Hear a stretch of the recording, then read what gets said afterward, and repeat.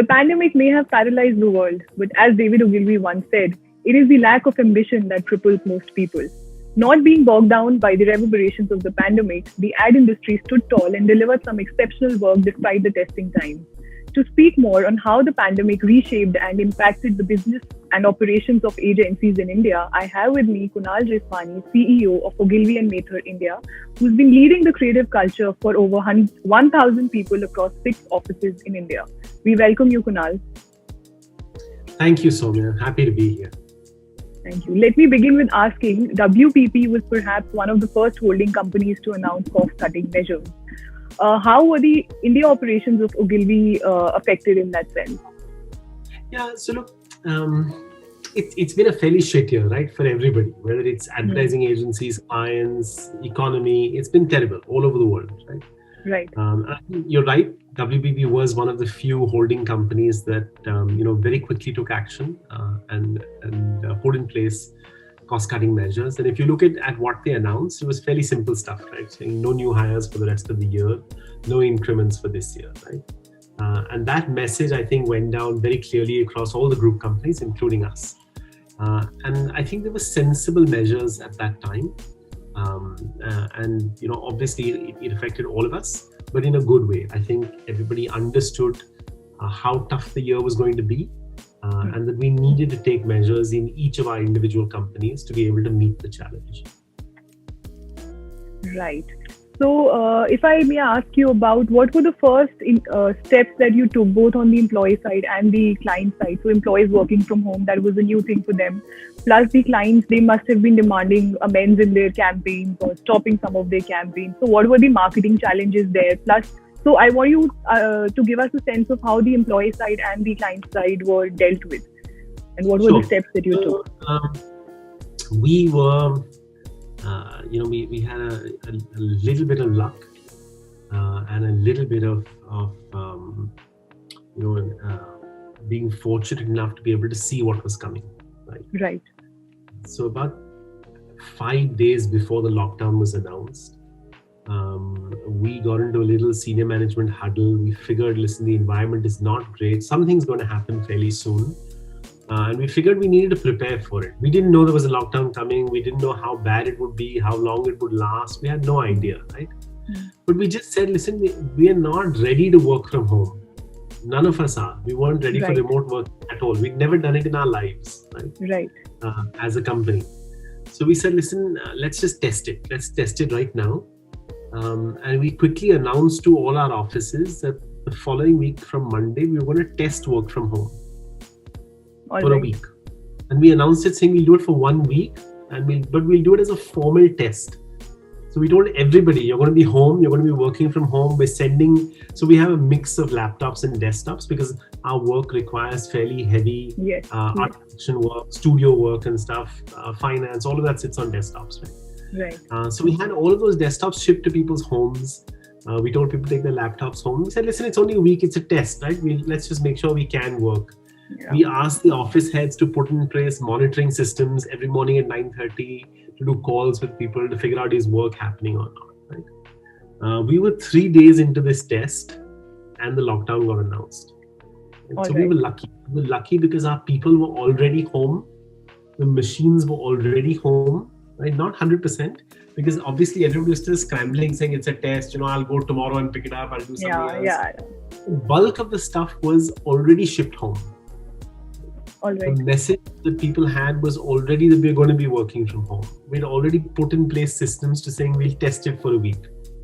It's been 6 months now. That week has gone on and on, but we're still working from home. But the advantage was we were operationally ready. Now, whether we could do it or not, because we'd never done it before, we didn't, we've always said that our business is a very, very collaborative business. We have meetings, we meet together, we brainstorm, ideas come up, right? Different people come together and inspire each other. And so we weren't sure at all whether this whole work from home thing will work. And to be absolutely honest, even after the lockdown was announced, we assumed it would be 2 weeks, then we thought it would be 4 weeks, then we thought it would be 2 months, but it's just gone on and on. With no sense of abating. But the good news is we managed, and we managed quite well. I don't think we've had a single day of downtime There hasn't been a day where we've called our clients and said, we're not working today because of the pandemic or because of the lockdown. It hasn't happened. We've been working 100% from day one. So our ability to actually deliver everything our clients needed has stayed 100%. Now that's the employee side. That's us being able to deliver. Yeah. Obviously, clients have challenges as well, and myriad of challenges, very, very different for each of them. But if you look at the business, right, it's a business of a lot of crisis management in any case. And looking at campaigns and saying, hey, stop this campaign at the last minute, change the campaign at the last minute, do something different at the last minute. It's part of our lives. We do it all the time in any case, right? So again, that part we didn't struggle much with. Like changing messaging, we can do it in our sleep now, right? So the planners, account managers, creative people, everybody gets a line, says, okay, this is what we're changing messaging to, get new work out and get it pushed. The one place where we did have a struggle was in film production, right? Because the actual film production industry shut down. Right. Nobody was out shooting, so we couldn't produce. But even at that time, our employees started scripting and writing for shoots at home. We started shooting on our cameras, shooting our friends, our families. So, scripting for stuff like this, right? Where there's one character on screen on the other side, one character on screen on this side, you say something, I say something, and we cut it and put it together. So we created a lot of digital content in the first month of the lockdown, which was all in-house produced. And when I say in-house produced, it's not like we had producers or directors. It was just people shooting with their families. And us putting it all together at home. So I think we managed it well. Even today, there is no maddening need for us to go back into an office. We're delivering everything for our clients right now, working from home. There's no issue. But you once mentioned in one of your interviews that this is a very sorry substitute of real life. So do you think Absolutely not. I hate it, right? Do I want to be back in office? I desperately want to be back in office. All of us want to be in office. Do I think we'll be better off as a company, as individuals, as teams working from office together? Absolutely, right? Absolutely. But is work suffering right now? It's not. No. So would it be fair to say that digital has taken over precedence, or would you say that TV is as favorable as a medium as it was? Since there was a slew of campaigns during this pandemic. Yeah, absolutely. So if you look at from the time of the lockdown to now, or let's say to a month ago, digital clearly had dominance, right? Almost everything we were churning out was for digital.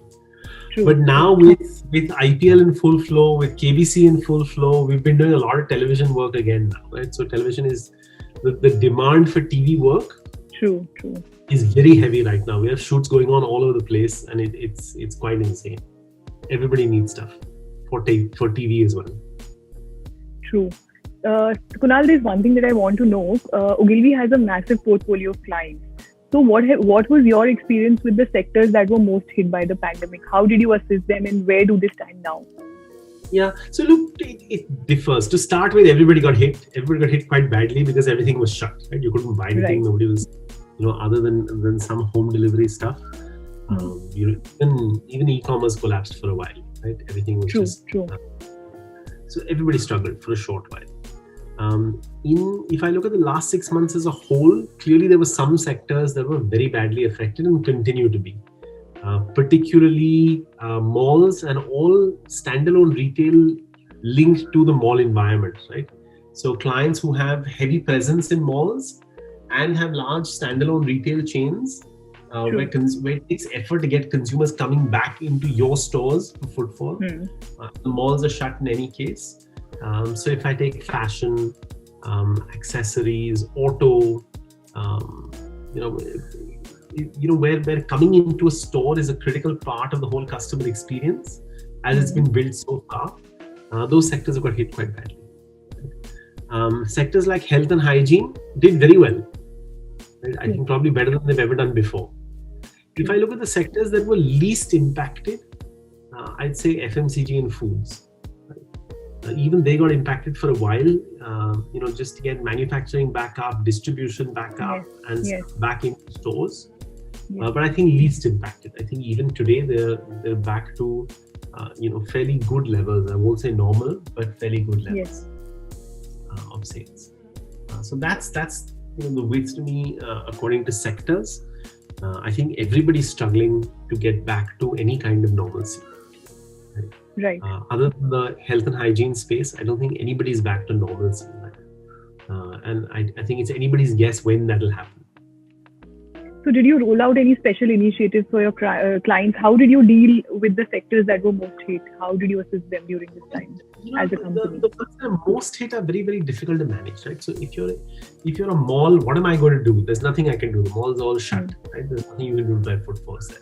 If you're a standalone retail chain, what we've tried to help clients do is shift to e-commerce, look at more digital communication, look at more direct-to-consumer sales, right? And we've done that for sectors like paints or like anything else where you need a degree of reassurance, or even like auto, to say, hey, listen, it's a little safe, right? We'll manage the whole process.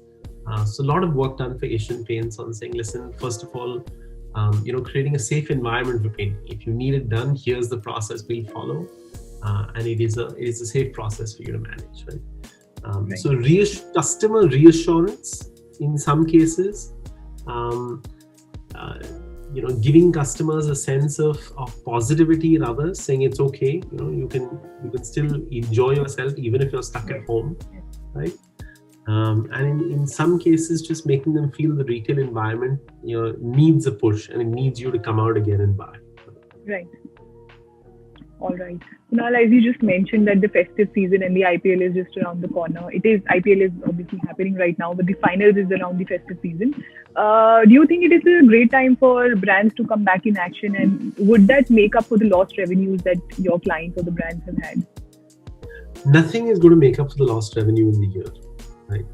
I don't think anybody who's in a sector where you've been hit hard for the last 6 months is suddenly going to make it up in the next 3 months. It's not going to happen, right? This is going to be a normal year. I think everybody's resigned to that. That's fine. Mm-hmm. Will we get more out of the festive season than we will get from current months and from past months? Absolutely. I'm sure we will.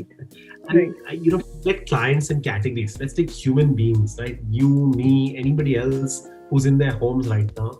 Everybody's looking for a reason to celebrate. The reason I think IPL is great is because even as families at home, you can celebrate every single day.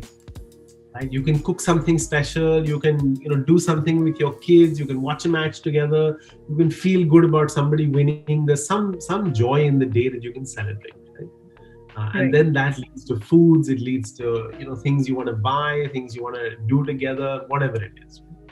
I think the festive season is no exception, right? Come Diwali, I think all families are going to want to get together, even if it's in small units, even if it's just you and your family at home, right?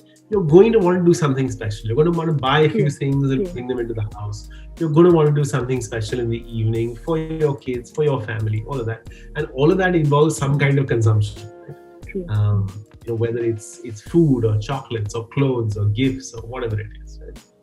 There's something for everyone in that. And I think just the sheer frustration of all of us being locked in homes for 6 months, I think the festive season, not just Diwali, but all the things that come with it through that season will give people reasons to celebrate, reasons to buy stuff, reasons to do stuff together. Right. So Kunal, there have been a lot of small-scale agencies that are cropping up, which are offering lower margins, and in fact, even the brands are getting attracted towards them. Do you think it's a threat to the big-scale agencies like Ogilvy? What is your view on this? No, look, I think the market is large enough, and there are enough clients for, if you have a compelling offer, and if there is a clear reason for you to be in the market, I think there's enough room for small agencies and large agencies. There always has been. Right? I don't think any client moves to an agency primarily on cost, right? Because most clients recognize that at the end of the day, they're spending 1 rupee with an agency.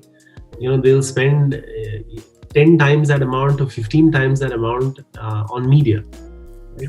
True. And it makes no sense for them to create a really crappy ad and then spend 15 times the amount by saving a few lakhs, and then spend 15 times that amount of money on media airing a crappy ad. Right? That doesn't make any sense. True. And most clients know that. So they only go to the smaller agencies when they feel there is a really strong reason to, and that strong reason is either somebody who they really trust with their business, and that's fine. Right? Okay. Many very, very good people, very talented people leave and start their own companies, and clients decide to work with them. And even there, I don't think it's a cost issue. Very often, the smaller agencies are more expensive than the larger agencies as well. I think clients are smart enough now to gravitate to the right people that they want to work with. True. Even to Ogilvy, nobody comes to Ogilvy because it's Ogilvy. Right? They come because they hear about a certain piece of work, a certain team, and they want to work with those teams and those people. And they feel that's what they'll get. Right? And the clients who stayed with us over many years, stay because they understand what the brand Ogilvy means. The brand Ogilvy doesn't mean anything other than a consistent flow of great people who can manage your business. That's all it means. I agree. Yeah. We're able Absolutely. to attract good talent and keep them for whatever length of time. Absolutely. If I may ask you, what have been the key learnings and challenges and opportunities that Ogilvy has faced during these 6 months? The biggest learning for me is that we can trust our people in the toughest of times, right? I was petrified. I was really scared when the lockdown happened, because I knew none of us had worked from home and done this whole remote working piece. I didn't know if our technology would work. I didn't know if our if our people would be able to collaborate and create stuff sitting at home. Yeah. But one of the things I've learned personally is that I can trust my people 100%, and work gets done at a degree of at a level of quality that I'm really proud of. Right? The second thing I've learned is that we can actually bring our own ideas to life for digital very, very well. Right? I think for the longest time we've been so dependent on an external production ecosystem for every single thing, right? That we haven't been able to move without going to external photographers, external producers, external directors. And that will continue for high value stuff, right? Obviously, if we're creating something for television, we're not going to shoot it at home and put it up on television. But the digital world, most of the content is transient. It's there today, it's gone tomorrow. Right? It has a life of a few days or max a few weeks. Right? And in that environment, I think our ability to rely on ourselves and produce and bring to life the content that we've conceptualized, I think we've all gained a degree of confidence that we can do that. Right? And that's a big learning for me. I think that's... Sorry. Continue. Sorry. So, the third learning for me is that, we can see through really tough times. There is a degree of resilience in the company, in the people, an ability to come together and see through very, very hard times. And that's been fortunate as well. It's been really good to see how people have stayed committed to clients and clients' businesses in spite of all the issues they've gone through in their own homes, their own families, and their own, the 20 things you do at home every day. But still, that degree of commitment to the company, the clients, and getting stuff done, I think it's been phenomenal to see, and gives me confidence that, one crisis done, we'll be able to take the next one also with a little more ease. Right. This brings me to my last question of the interview. There have been dramatic changes in the client expectations and business realities. What new strategies in business and communication are on the table for Ogilvy? Look, that's a difficult one, but I'll give you the best answer I can. Right? I think when you say client expectations are changing, they're changing in 2 or 3 different ways. Some of them are good, some of them not so great. Right?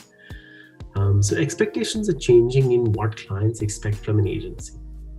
Right? So, for the longest time, we flourished with clients expecting us to do, 2 fantastic TV seasons a year on their brand, and that was enough.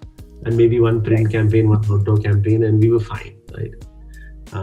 Today, clients expect us to be churning out 3 campaigns, 4 campaigns a year, plus content every week. Right, for the digital space, every single week. And not just conceptualize content, but conceptualize, produce, deliver every single week. So there's stuff rolling out at a pace that none of us had experienced before. But it is the reality, right? It's the reality of what clients expect today. And we're gearing to deliver to that. We've already built and are expanding a content cell which is focused on just content. But there is more to what clients need as well, right? So there is the advertising, there's the digital content, and then there is the whole digital experience. The one thing the COVID crisis has done is it's made all clients realize that they are far too dependent on their retail networks, that they need a means to reach direct to consumer as well, whether that is through e-commerce platforms or through e-commerce strategies of their own. Right? Our ability to help clients with their digital experience is very, very strong across the world. We've now, found a way to scale that in India fairly aggressively. The funny thing is, sitting in India, we do digital experience work for clients all over the world. We don't do it enough for our Indian clients because clients haven't needed it. We have two really large MarTech Center of Excellence hubs, one in Hyderabad, one in Coimbatore. The Coimbatore one has 600 people, Hyderabad has about 150 people, and they service clients all over the world. Right. We're taking that expertise and now delivering it to clients in India as well to help them scale their digital experience here as well. And so that's the stuff we're doing. I think that was quite an insightful session, Kunal. Thank you so much for your time. I'm sure this is going to benefit the audiences as well. Lovely. Thanks, Soumya.